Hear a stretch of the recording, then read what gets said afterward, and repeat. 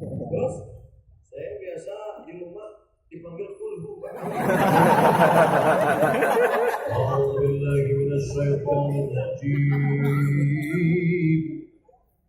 Bismillahirrahmanirrahim.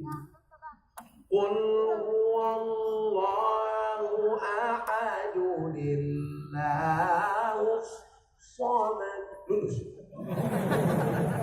Sebutnya nama saya lulus.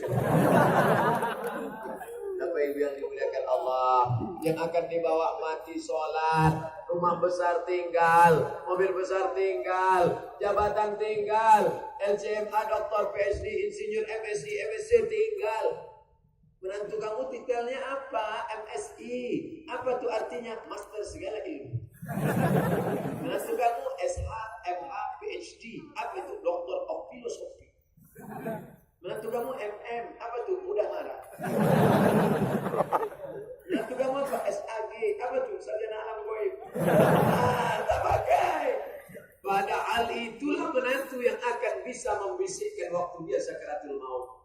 Itulah yang menantu tahu membacakan Yasin saat akan sakaratul maut. Orang yang sakaratul maut berat. Meringankannya bagaimana?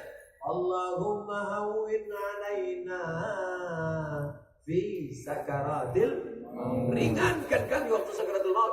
Datanglah menantu yang dulu disepelekan, yang dulu diejek, yang dulu dicaci maki.